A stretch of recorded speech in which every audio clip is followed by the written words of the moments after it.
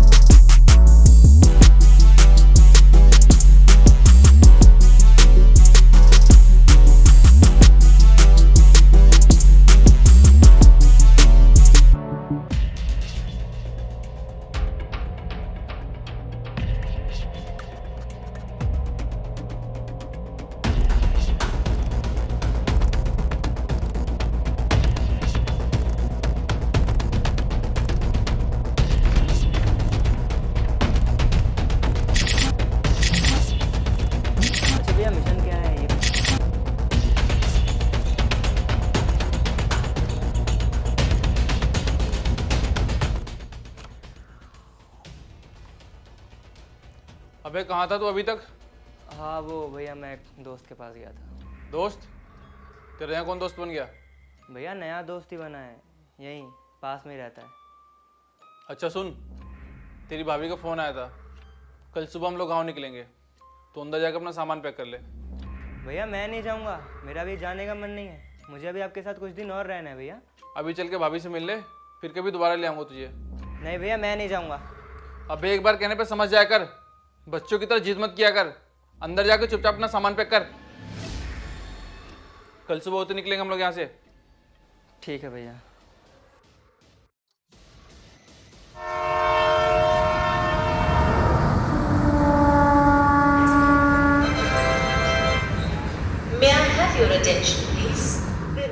भैया भैया घर चलो ना प्लीज़ भैया, मुझे नहीं जाना भैया, घर चलो ना भैया। अबे जिद मत किया कर, चुपचाप बैठा रहे।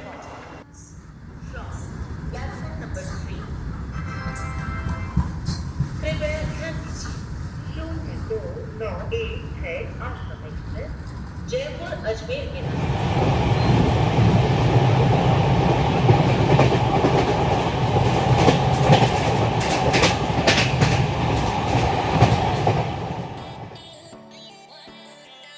की बाजी लगा दे वतन के लिए, हाँ पीछे ना हटने को सोचे कभी। गोली खाते हैं सीने पे जिगरा बड़ा, जो मिट जाए देश पे फौजी वही।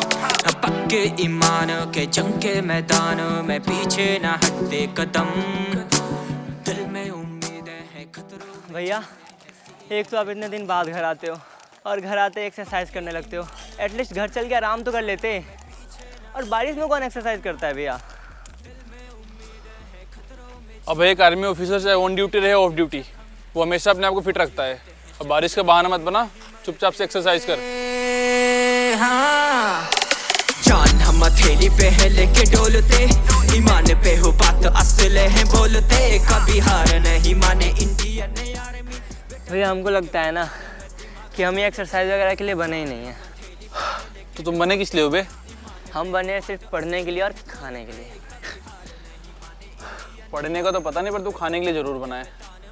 और खाने से याद आया, भाभी ने खाना बना लिया होगा, वो चलते हैं भैया। रुक जाओ, चलते हैं 1 मिनट।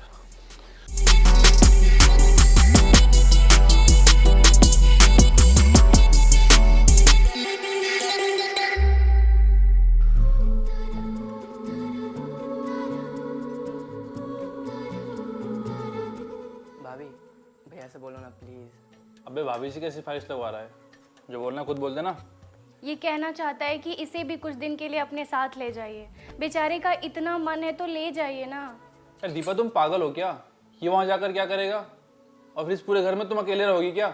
आप मेरी टेंशन छोड़ दीजिए, बस कुछ ही दिनों की तो बात है, प्लीज ले जाइए। अच्छा ठीक है, अगर इसका इतना मन है तो परसों मेरी ट्रेन है, इससे बोल दो सामान पैक कर ले। थैंक यू भैया, थैंक यू भाभी। अच्छा मैं आप लोगों के लिए दही लेकर आती हूँ।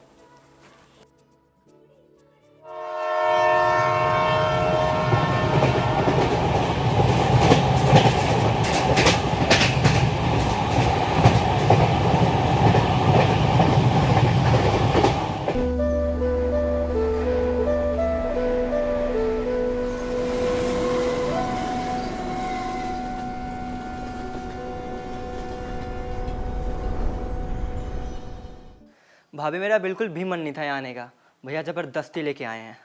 अबे अपना मुंह बंद रखेगा। दीपा इससे पूछो वहाँ पे पूरे दिन करता क्या था ये, और एक कुछ दिन के लिए घूमने गया था ना, आज से यहीं पे रहेगा ये। ओहो बस भी करिए आप लोग, इतनी दूर से ट्रैवल करके आए हैं, पहले कुछ खा पी लीजिए फिर पूरे दिन डिस्कस करते रहिएगा। हाँ भाभी भूख लगी है, कुछ खाने के लिए लेके आओ। खाना खिलाओ अपने देवर साहब को, ये बहुत बहादुरी का काम करके आए हैं ना। आप चुप भी रहिए ना, अब तुम चलो मेरे साथ।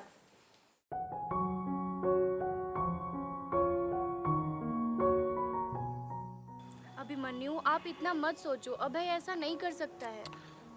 हाँ दीपा तुम सही कह रही हो, मैंने कुछ ज़्यादा ही सोच रहा हूँ, और अभय मेरा छोटा भाई है, वैसा नहीं कर सकता यार।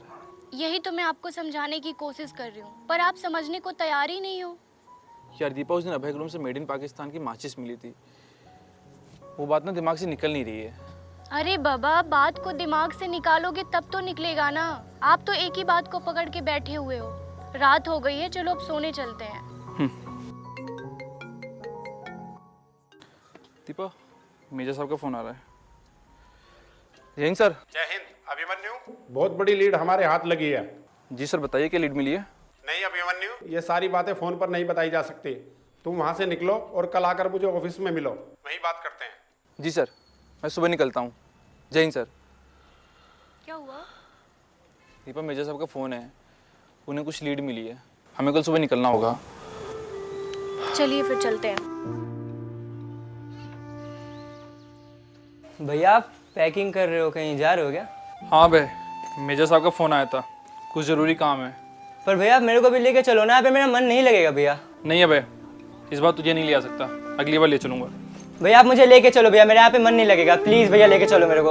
अबे जिद मत कर, एक बार कहने पे समझ जाया कर, घर पे पढ़ाई लिखाई कर। आप इतना गुस्सा क्यों कर रहे हो? इसे समझाओ ना, बार बार जाने की जिद कर रहा है। अभय इस बार भैया को जाने दो, तुम अगली बार चले जाना। चलता हूँ मैं, मेरी ट्रेन है।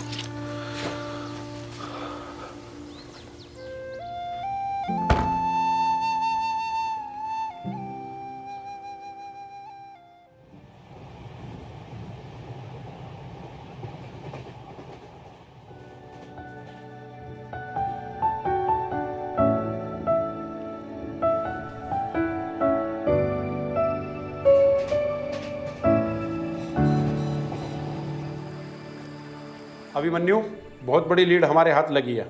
जी सर बताइए। हमारी घाटी से पूरब की ओर सिलिकॉन के जंगल में कुछ आतंकवादियों के छुपे होने की खबर मिली है, और वो कुछ बड़ा प्लान कर रहे हैं।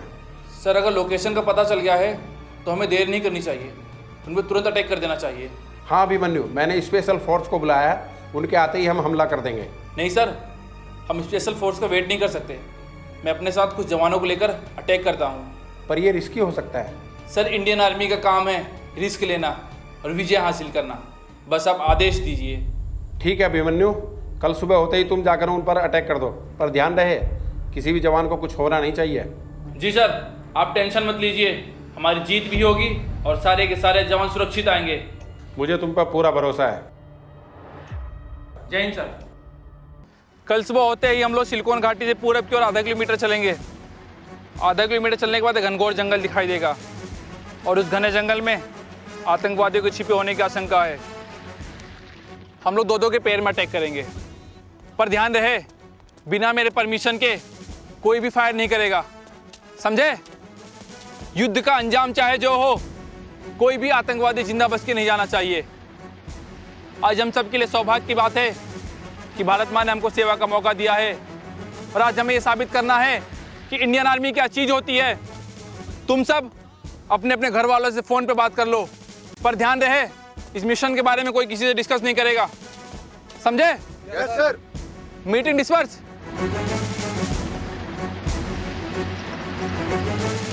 अभय मेरे बच्चे, ऐसे हार मान लेगा तो कैसे काम चलेगा? आका मैं क्या करूं, मुझे अकेले छोड़कर चले गए वो। मेरे पट्टे, जिहादियों को कोई नहीं रोक सकता, तुझे सारी समस्याओं से लड़कर आना होगा।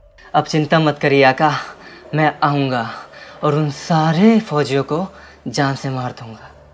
शाबाश मेरे बच्चे, इंशाअल्लाह। वाह अभय वाह, तुम्हारे भैया तुम पे शक कर रहे थे और मैं उन्हें ही गलत समझ रही थी। अरे मुझे क्या पता था कि अस्तिन का सांप तो हमारे घर में है। मैं तुम्हारे भैया को कॉल करके अभी सब कुछ बताती हूँ। सोच क्या रहा है मेरे बच्चे? मार डाल। अल्लाह के रास्ते में जो भी आए सबको खत्म कर दे। अल्लाह तेरे साथ है।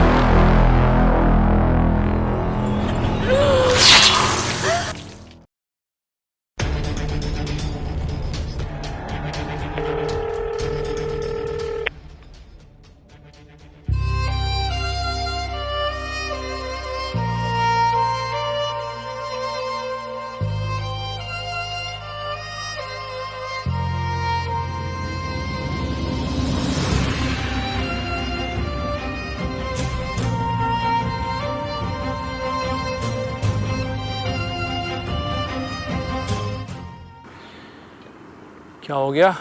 दीपा फ़ोन क्यों नहीं उठा रही है? सब ठीक तो है ना?